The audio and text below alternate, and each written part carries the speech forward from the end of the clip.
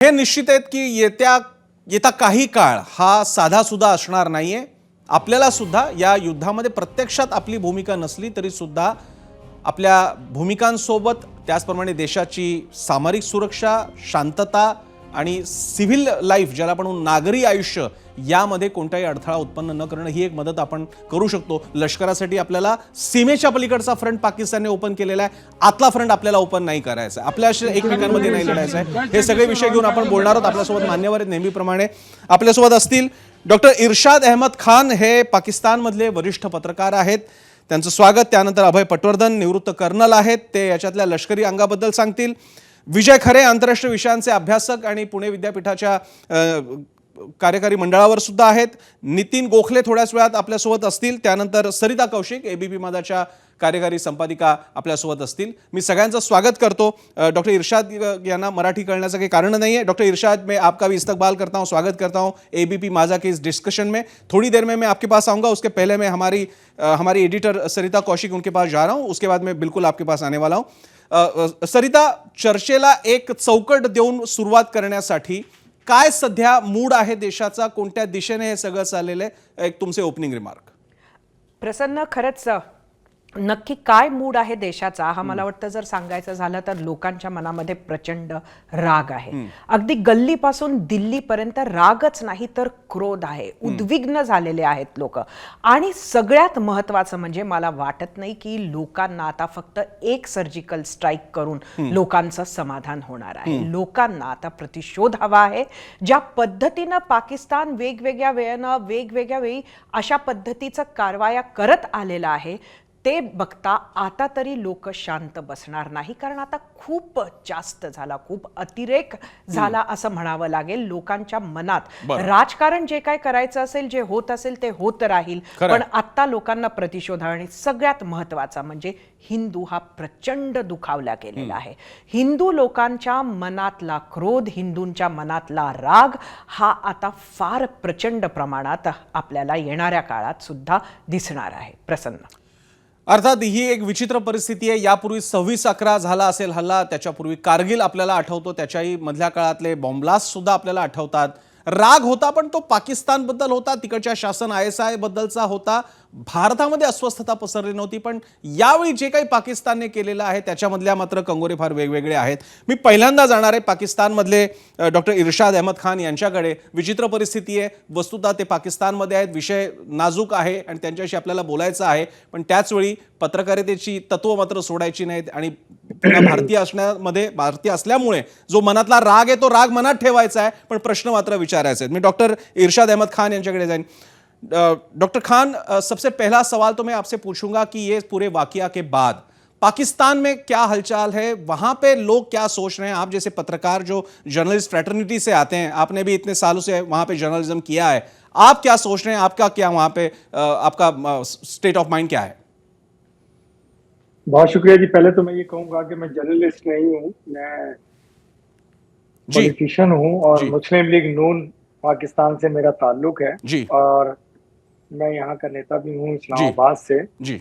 और दूसरी बात यह है कि जो कुछ कश्मीर में हुआ ये कुछ अच्छा नहीं हुआ. हम तो पहले से बहुत दिन से मैं आपके चैनल्स पे बैठता हूँ, तमाम चैनल्स पे बैठता हूँ और मैं ये कहता हूँ दहशतगर्दी अच्छी चीज नहीं है. दहशतगर्द अच्छा इंसान होता है ना जानवर होता है. दहशतगर्द सिर्फ दहशतगर्द होता है, उसका किसी जात किसी धर्म से ताल्लुक नहीं होता है. दूसरी बात, अब ये दहशतगर्दी तो खत्म होनी चाहिए खित्ते से और अमन होना चाहिए पूरी दुनिया में. दूसरी बात, जो आप दहशतगर्दी आपके चैनल हिंदुस्तान के फैला रहे हैं वो सबसे बुरी बात है. देखिए, आपके यहाँ दहशतगर्दी होती है, अभी होती भी नहीं है, अभी कोशिश करता है तो एकदम पाकिस्तान का नाम लेते हैं आप लोग और ISI का नाम लेते हैं और मेरी अजीम आर्मी का नाम लेते हैं जी. हमने कभी भी हम इतना मसाइल का शिकार हैं. मेरे बलूचिस्तान में कितने लोगों की शहादतें हुई, हमने आपका नाम नहीं लिया. हमने एक काम किया कि हमने दहशतगर्दों को मारा और दहशतगर्दी को खत्म करने का एक अज़म किया. मेरी तमाम फोर्सेस ने, मेरे आर्मी चीफ हाफिज आसिम मुनीर साहब ने, मेरे प्रेसिडेंट आसिफ अली जरदारी साहब ने, मेरे वजीर आजम मियां मोहम्मद शहबाज शरीफ साहब ने, हमने एक अज़म किया, मेरी तमाम फोर्सेस ने अज़म किया कि अब नहीं, अब सिर्फ दहशतगर्दी का खात्मा लेकिन होगा और डॉक्टर दहशतगर्द डॉक्टर खत्म इरशाद होगा। खान जी, डॉक्टर इरशाद खान जी, मैं आपके ओपिनियन्स और बलूचिस्तान में क्या चल रहा है वो आपका अंदरूनी मामला है, उसके बारे में मैं कोई बोलने की राय नहीं रखता क्योंकि वो आपका अंदरूनी मामला है। और हालांकि आप इस तरह से दिखा रहे हैं कि बलूचिस्तान में भारत का, इंडिया का कोई रोल था। अगर मान के चले जो आप कह रहे हैं कि ऐसा कोई रोल था, तो क्या आपने कोई सबूत पेश किए? क्या आपने उसके बारे में जानकारी भारत से साझा की? क्या आपने किसी इंटरनेशनल ऑर्गेनाइजेशन के, यहां पे आप जहां पे हर रोज पाकिस्तान कश्मीर के बारे में बोलता रहता है, तो भैया बलूचिस्तान में भारत के इंटेलिजेंस ने या आर्मी ने कोई कोवर्ट ऑपरेशन किया, इसकी कम से कम एक बार कभी आपने कोई कंप्लेंट दर्ज करवाई थी? देखिए, मैंने अर्ज किया, आपने मुझे सुना नहीं फिर गौर से। जी। मैंने कहा कि हमारी इतनी शहादतें हुई, हमने आपका नाम नहीं लिया क्योंकि था हमने ही नहीं। दहशतगर्दों को मारा। दहशतगर्दी खत्म करने का आज नहीं है, सबूत दीजिए। आंसर है आपका। अभी आज भी सबूत, आज भी आपका रेंजर का जवान दहशतगर्दी की खातिर पाकिस्तान में दाखिल होता हुआ, मेरा बॉर्डर क्रॉस करता हुआ पकड़ा गया, आपके चैनल दिखा रहे हैं। देखिए, और आप लोग उसको शो ये कर रहे हैं कि वो गलती से पाकिस्तान में एंटर हो गया। आपका कलभूषण क्या करने आया था पाकिस्तान में? अभिनंदन क्या फूल बरसाने आया था मेरे पाकिस्तान में? कि हम इल्जामबाजी नहीं करते, हम तो ये कह रहे हैं कि हम दहशतगर्दी का खात्मा चाहते हैं, हम अमन चाहते हैं, शांति चाहते हैं, लेकिन हिंदुस्तान नहीं चाहता। हिंदुस्तान देखिए, एक आपके मुल्क में, आपका मुल्क नहीं है, वो कश्मीरियों का मुल्क है, मकबूजा कश्मीर है, कश्मीरियों का मुल्क है। जैसे बलूचिस्तान आपका नहीं है, जैसे जैसे खैबर पख्तूनख्वा आपका नहीं है, जैसे सिंध आपका नहीं है, वैसे ही बात कर रहे हो ना आप कश्मीर के बारे में।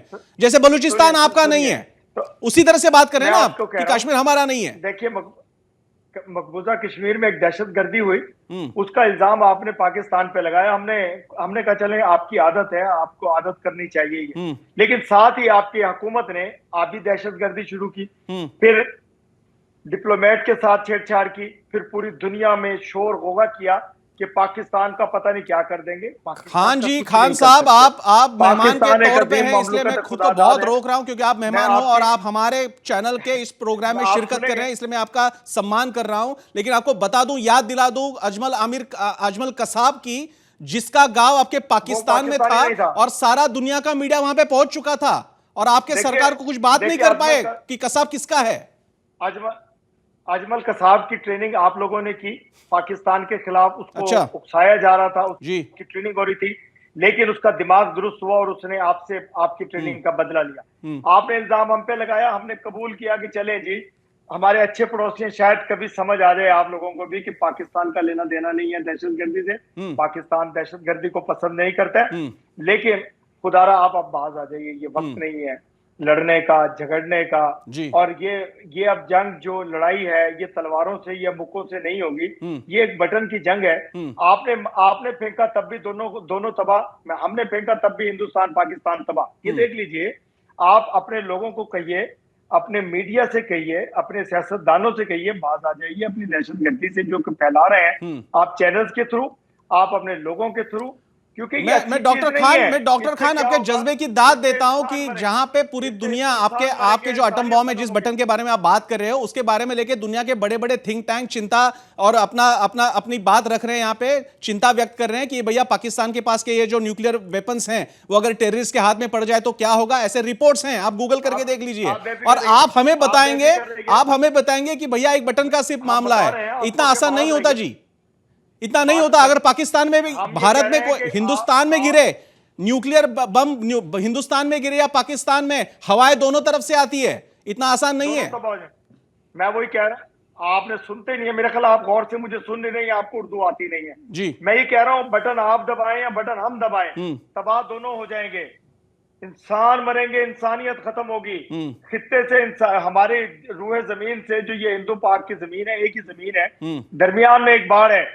मेरे अबाउजाद हिंदुस्तान से माइग्रेट करके आए, हिंदुस्तान आपको देकर के आए जी। हमने बड़े अमन के साथ, शांति के साथ हिजरत की, हमारे पेरेंट्स। डॉक्टर खान, आप आधी बात अच्छी रखते हो। डॉक्टर खान, एक ही बात मैं बीच में कहना चाहूंगा, आप आधी बात ठीक कर रहे हो कि आपके जो पुरखे थे वो हिंदुस्तान छोड़ के पाकिस्तान आए, ये बात बिल्कुल सही कही, लेकिन वही कहते हुए आप बीच में ही ऐसा डाल देते हो कि आपको हिंदुस्तान दे के आए।